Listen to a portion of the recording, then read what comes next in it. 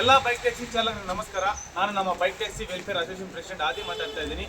ಇವತ್ತು ಈ ನಮ್ಮ ಬೈಕ್ ಟ್ಯಾಕ್ಸಿ ಚಾಲಕರು ಹಾಗೂ ನಮ್ಮ bike taxi welfare association members ಎಲ್ಲರೂ ಸೇರಿಕೊಂಡು ನಮ್ಮ ಬೈಕ್ ಟ್ಯಾಕ್ಸಿನ ಬೆಳಗ್ಗೆ 9 ಗಂಟೆಗೆ ಸಾರಿಗೆ ಇಲಾಖೆಯಿಂದ HSR ಕೋರಮಂಗಲ RTO ಗಾಡಿಗಳು ಸೀಸ್ ಮಾಡಿ ಏನು ಕೇಳದೆ ಬೆಳಗ್ಗೆ 9 ಗಂಟೆಗೆ ಏನು ಕೇಳದೆ ಎಲ್ಲ ಗಾಡಿ ತಗೊಂಬಂದು RTO ಆಫೀಸ್ ಒಳಗಡೆ ಇಟ್ಟಿದ್ದಾರೆ. ಅದೇ ಕಾರಣವಾಗಿ ನಾವು ನಮ್ಮ bike taxi welfare association members ಎಲ್ಲರೂ ಸೇರಿಕೊಂಡು ಅವ್ರಿಗೆ ಹೆಲ್ಪ್ ಮಾಡ್ತಾ ಇದ್ದೀವಿ. ಏನು ಅಂದರೆ ಇವತ್ತು ಈ ಇನ್ಸ್ಪೆಕ್ಟರ್ ಹತ್ರ ಕೂಡ ಮಾತಾಡಿದ್ವಿ, ದಿಲೀಪ್ ಸರ್ ಹತ್ರ ದೀಪಕ್ ಸರ್ ಹತ್ರ ಮಾತಾಡಿದ್ದೀವಿ. ಸರ್ ನಮ್ಮದು ಆಲ್ರೆಡಿ ಕೋರ್ಟಲ್ ಸ್ಟೇ ಇದೆ, ದಯವಿಟ್ಟು ನಮ್ಮ ಗಾಡಿಗಳನ್ನ ಇನ್ನು ಮುಂದೆ ಯಾವುದೇ ಕಾರಣ ಕೂಡ ತಡಿಬೇಡ ಅಂತ ಹೇಳಿದ್ವಿ. ಅವರು ಕೂಡ ಈ ನಮ್ಮ ಕೋರ್ಟ್ ಆರ್ಡರ್ನ ಓದಿ ಆಮೇಲೆ ಇನ್ನು ಮುಂದೆ ಯಾವುದೇ ಕಾರಣ ಕೂಡ ನಾವು ಬೈಕ್ ಟ್ಯಾಕ್ಸಿ ಅಂತಲೂ ಯಾವುದು ಹಿಡಿಯೋದಿಲ್ಲ ಅಂತ ಹೇಳಿದ್ದಾರೆ. ಮತ್ತು ಏನಾದರೂ ಗಾಡಿ ಚೆಕಿಂಗ್ಸ್ ಮಾಡಿದರೆ ಮಾತ್ರ ಎಲ್ಲ ನಮ್ಮ ಬೈಕ್ ಟ್ಯಾಕ್ಸಿ ಚಾಲಕರು ಇನ್ಶೂರೆನ್ಸು ಏನಿದಾವೋ ಡಾಕ್ಯುಮೆಂಟ್ಸ್ ಎಲ್ಲ ಕೂಡ ಕರೆಕ್ಟಾಗಿ ಇಟ್ಕೋಬೇಕು. ಮತ್ತು ಹಾಗೆ ನಮ್ಮ ಇವತ್ತು ಬಂದಿರುವಂಥ ನಮ್ಮ ಬೈಕ್ ಟ್ಯಾಕ್ಸಿ ವೆಲ್ಫೇರ್ ಅಸೋಸಿಯೇಷನ್ ಮೆಂಬರ್ಸ್ಗೆಲ್ಲರಿಗೂ ಕೂಡ ಧನ್ಯವಾದ ಹೇಳ್ತಾ ಇದ್ದೀನಿ. ಯಾಕೆಂದರೆ ಬೆಳಗ್ಗೆಯಿಂದ ಅವ್ರ ಪಾಪ ಊಟ ಕೂಡ ಏನು ಮಾಡಿಲ್ಲದೆ ಬಂದು ನಮ್ಮ ಬೈಕ್ ಟ್ಯಾಕ್ಸಿ ಚಾಲಕರಿಗೆ ಹೆಲ್ಪ್ ಮಾಡ್ತಿದ್ದಾರೆ. ಓಕೆನಾ?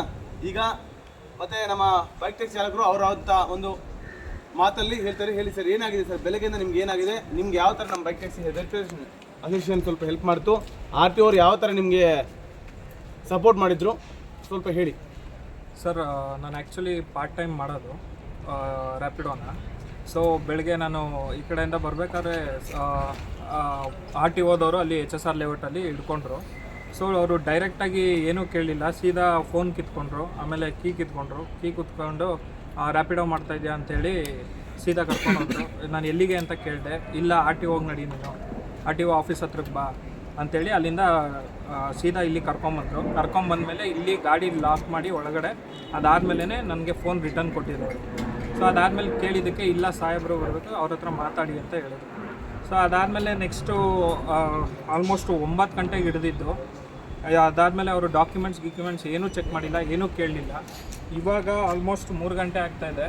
ಇವಾಗ ಅವರು ಅಲ್ಲಿ ಬಂದು ಇವಾಗ ನಿಮ್ಮದೇನು ಫೈನ್ ಇಲ್ಲ, ಗಾಡಿ ಡಾಕ್ಯುಮೆಂಟ್ಸ್ ಎಲ್ಲ ಚೆಕ್ ಮಾಡಿ ಎಲ್ಲ ಕರೆಕ್ಟಾಗಿದೆ ಅಂತೇಳಿ ಇವಾಗ ಬಿಟ್ಟು ಕಳಿಸಿದ್ದಾರೆ. ಇವಾಗ ಆಲ್ಮೋಸ್ಟ್ ನಂದು 1 ದಿನದ ಕೆಲಸನೂ ಹೋಯ್ತು. ಇವಾಗ ಏನು ಮಾಡಬೇಕು ಸರ್ ನಾವು ಈ ಥರ ಮಾಡಿದ್ರೆ? ಅಟ್ಲೀಸ್ಟ್ ಡಾಕ್ಯುಮೆಂಟ್ಸ್ ಅಲ್ಲೇ ಚೆಕ್ ಮಾಡಿ ಬಿಟ್ಟು ಕಳಿಸಿದ್ರೆ ನಂದು 1 ದಿನದ ಸ್ಯಾಲ್ರಿ ಉಳಿತಿತ್ತು, 1 ದಿನ ಲೀವು ಇದಾಗ್ತಾಯಿತ್ತು. ಇವಾಗ ಏನೂ ಇಲ್ಲ, ಕೆಲಸದಿಂದ ನಾನು ಕಾಲ್ ಮಾಡಿದ್ರೆ ಅಲ್ಲಿ ಅವರು ತೆಗಿತೀನಿ ಅಂತ ಹೇಳ್ತಾ ಇದ್ದಾರೆ.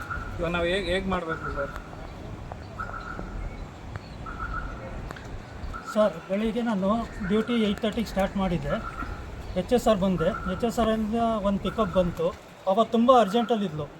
ಹಾಸ್ಪಿಟ್ಲ್ ಏನೋ ಅದು ಅಡ್ಮಿಟ್ ಆಗಿದ್ದರು, ಆಪ್ರೇಷನ್ ಮಾಡಿಸ್ಬೇಕು, ನಾನು ಜಲ್ದಿ ಹೋಗಿ ಏನೋ ಕಟ್ಟಬೇಕಂತ. ಪಾಪ ಮೇಡಮ್ ತುಂಬ ಇದರಲ್ಲಿದ್ದರು. ವಸಂತ ನಗರಲ್ಲಿದೆ ಹಾಸ್ಪಿಟ್ಲ್ ಅದು. ಸೊ ಅಲ್ಲಿ ಡ್ರಾಪ್ ಇತ್ತು. ಬರ್ತಾಯಿದ್ದೆ ನಾನು ಕರ್ಕೊಂಡು. ಸಡನ್ನಾಗಿ ಅಡ್ಡ ಬಂದರು ಗಾಡಿಗೆ. ಅಡ್ಡ ಬರೋದು ಬರ್ತಾರೆ, ನಾವು ಹೋಗಿ ಗುದ್ಬಿಟ್ರೆ ಆಮೇಲೆ ಆಕ್ಸಿಡೆಂಟ್ ಆದರೆ ಅವ್ರಿಗೂ ಪ್ರಾಬ್ಲಮ್ಮು, ನಮಗೂ ಪ್ರಾಬ್ಲಮ್ಮು. ಸೊ ಯಾಕೆ ಸರ್ ಏನು ಹೇಳಿ ಅಂದೆ. ಇಲ್ಲ ಅಡ್ಡ ನಿಲ್ಲಿಸ್ಬಿಟ್ಟು ಕೀ ಕಿತ್ಕೊಂಡ್ರು. ಫಸ್ಟು ಕಿತ್ಕೊಂಡು ಹಿಂದ್ಗಡೆ ಆ ಕಸ್ಟಮರ್ ಕೇಳಿದ್ರು, ಓಲಾ ಊಬರ್ ರ್ಯಾಪಿಡೋ. ಆ ಕಸ್ಟಮರ್ ರ್ಯಾಪಿಡೋ ಅಂತ ಹೇಳಿದ್ರು.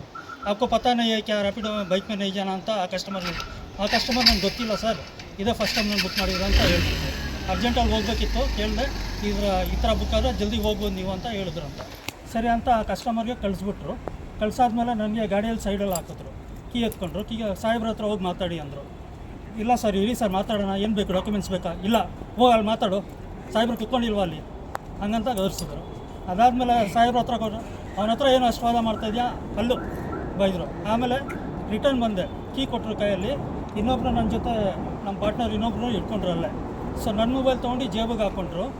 ಆ ಗಾಡಿ ಕೀ ಕೊಟ್ಟರು, ಎತ್ಕೊಂಡು ಬಾ ಗಾಡಿ, ಅಲ್ಲಿ ಗಾಡಿ ಕೊಡ್ತೀವಿ ನಿಮಗೆ, 10 ನಿಮಿಷ ಮಾತಾಡ್ಬಿಟ್ಟು ಆಮೇಲೆ ಕಳಿಸ್ಕೊಡ್ತೀವಿ ಅಂತ ಹೇಳಿದ್ರು. ಸೊ ಬೆಳಿಗ್ಗೆ 9:00ವರೆಗೆ ಕರ್ಕೊಂಡು ಬಂದರು. ಆಮೇಲೆ ಸೆಂಟ್ರಲ್ ಇನ್ನೊಂದು ಮಾತು ಹೇಳಿದ್ರು, ಎಲ್ಲೋ ಬೋರ್ಡ್ ಮಾಡಿಸ್ಕೊಳ್ಬೋದು ಅಂತ, ಎಲ್ಲೋ ಬೋರ್ಡ್ ಮಾಡ್ಕೋಬೋದು ಅಂತ ಹೇಳಿದ್ರು. ಹೆಂಗೆ ಸರ್ ಮಾಡೋದು ಅಂತ ಅದೆಲ್ಲ ಗೊತ್ತಿಲ್ಲ. ಈಗ ನಡಿ RTOಗೆ ಆಫೀಸ್ಗೆ ಅಂತ ನಮ್ಮ ಪಾರ್ಟ್ನರು ಇನ್ನೊಬ್ಬರು ಬಂದರು. ಅವ್ರ ಜೊತೆ ಲೇಡೀಸ್ ಪೊಲೀಸ್ ಕೂರಿಸ್ಕೊಂಡು ಕರ್ಕೊಂಡು ಬಂದರು. ಆಮೇಲೆ ನಾನು ಅವರಿಂದಲೇ ಫಾಲೋ ಮಾಡ್ಕೊಂಡು ಬಂದು ಆಮೇಲೆ RTO ಆಫೀಸ್ ಒಳಗಡೆ ಬಂದರು. ಬೈಕ್ ಹೋಗೋಕ್ಕೂ ಜಾಗ ಇಲ್ಲ, ಆದರೂ ಫೋರ್ಸ್ ಮಾಡಿ ನುಗ್ಸ್ತಾ ಇದ್ದಾರೆ. ಈ ಕಡೆ ಆ ಕಡೆ ಟಚ್ ಆಗಿ ನಾನು ಇಂಡಿಕೇಟ್ರ್ ಹೊಡೆದೋಯ್ತು ಆಫೀಸ್ ಒಳಗಡೆ ಬರಬೇಕಾದ್ರೆ. ಸರಿ ಆಮೇಲೆ ಅಲ್ಲಿ ಬಂದು 3-4 ಸ್ಟೆಪ್ಸ್ ಇದೆ ಸರ್, ಕೆಳಗಡೆ ಇಳಿಸಿದಾರೆ ಆ ಗಾಡಿನ. ಈ ಥರ ಟೈಮಲ್ಲಿ ಬೈ ಚಾನ್ಸ್ ಬಿದ್ದು ನಮಗೆ ಕೈ ಫ್ರ್ಯಾಕ್ಚರ್ ಆಯಿತು, ಕಾಲು ಫ್ರ್ಯಾಕ್ಚರ್ ಏನಾದರೂ ಆಯಿತು, ಇವ್ರು ಜವಾಬ್ದಾರಿ ಕೊಡ್ತಾರಾ? ಅದಾದಮೇಲೆ ಆದರೆ ಹೋಗಲಿ. ಆಮೇಲೆ ಕೀ ತೊಗೊಂಡ್ರು, ಎಲ್ಲ ಬರ್ಕೊಂಡ್ರು. ಸರಿ 10:30ಗೆ ಆಫೀಸರ್ ಬರ್ತಾರೆ, ಮಾತಾಡಿ ಕಳಿಸ್ಕೊಡ್ತೀವಿ ಅಂದರು. ಆಮೇಲೆ ಪುಣ್ಯಕ್ಕೆ ಸದ್ಯಕ್ಕೆ ನಾನು ರ್ಯಾಪಿಡೋಗಿ ಕಾಲ್ ಮಾಡಿದಾಗ ಅವ್ರು ದೇವ್ರ ಥರ ಬಂದರು ಸರ್, ದೇವ್ರ ಥರ ಬಂದು ಕಾಪಾಡಿದ್ದಾರೆ. ಆಮೇಲೆ ಅದೇ ಥರ ತಳ್ಕೊಂಡೋಗಿ ಸಾಹೇಬ್ರು ಮೀಟಿಂಗಲ್ಲಿದ್ದಾರೆ, ಇದರಲ್ಲಿದ್ದಾರೆ, ಅದರಲ್ಲಿದ್ದಾರೆ ಅಂತ ಸುಮಾರು ಇಷ್ಟೊತ್ತು ಮಾಡಿದ್ದಾರೆ ಸರ್. 6 hours, ಆಲ್ಮೋಸ್ಟ್ 6 hours ಆಯಿತು. ಹೊಟ್ಟೆಗೆ ನೀರಿಲ್ಲ, ಅನ್ನನೂ ಇಲ್ಲ, ಆ ಥರ ವೇಟ್ ಮಾಡ್ತಾಯಿದ್ದೀವಿ. ಬಟ್ ಕೊಟ್ಟ ಮೇಲೆ ಪರ್ಮಿಷನ್ನು ಇವ್ರು ಯಾಕೆ ಸರ್ ಈ ಥರ ಇದು ಮಾಡ್ತಾರೆ? ಸೊ ನಾವು ಏನೋ ಪಾರ್ಟ್ ಟೈಮ್ ಮಾಡ್ತೀವಿ, ತುಂಬ ಜನ ಫುಲ್ ಟೈಮ್ ಮಾಡೋರು ಇರ್ತಾರೆ. ನಾವು 100-200 ಮಕ್ಕಳು ಫೀಸ್ಗಾಗುತ್ತೋ, ಇದಕ್ಕಾಗುತ್ತೋ, ಊಟಕ್ಕಾಗುತ್ತೋ, ಅದಕ್ಕೋಸ್ಕರ ನಾವು ಮಾಡ್ತೀವಿ. ಸೊ ಬಟ್ ದೇವ್ರ ಥರ ಬಂದು ಕಾಪಾಡಿದ್ದಾರೆ, ಎಲ್ಲರಿಗೂ ಸಾಥ್ ಕೊಟ್ಟಿದ್ದಾರೆ, ಬೈಕ್ ಟ್ಯಾಕ್ಸಿ ಮಾಡ್ಬೋದಂತ, ಏನೂ ಪ್ರಾಬ್ಲಮ್ ಇಲ್ಲ ಈಗ. ಸೊ ತುಂಬ ಥ್ಯಾಂಕ್ಸ್ ಸರ್ ನಿಮಗೋಸ್ಕರ. ನಾವು ನಮ್ಮ ಬೈಕ್ ಟ್ಯಾಕ್ಸಿ ಚಾಲಕರಿಗಾಗಿ ಸದಾ ನಮ್ಮ ಬೈಕ್ ಟ್ಯಾಕ್ಸಿ ವೆಲ್ಫೇರ್ ಅಸೋಸಿಯೇಷನ್ ಯಾವಾಗಲೂ ನಮ್ಮ ಬೈಕ್ ಟ್ಯಾಕ್ಸಿ ಚಾಲಕರ ಪರವಾಗಿರುತ್ತೆ. ಯಾರು ಕೂಡ ಭಯ ಬೀಳೋ ಅವಶ್ಯಕತೆ ಇಲ್ಲ. ಇನ್ನು ಮುಂದೆ ಯಾವುದೇ ಥರ ಈ ಥರ ಕಿರುಕುಳ ನಡೆಯೋದಿಲ್ಲ. ದಯವಿಟ್ಟು ಎಲ್ಲರೂ ಕೂಡ ನಮ್ಮ ಹಿಂದಿನಂತೆ ಬೈಕ್ ಟ್ಯಾಕ್ಸಿ ಓಡಿಸ್ಕೊಂಡು ಆರಾಮಾಗಿ ಜೀವನ ಮಾಡ್ಬೋದು. ಜೈ ಬೈಕ್ ಟ್ಯಾಕ್ಸಿ!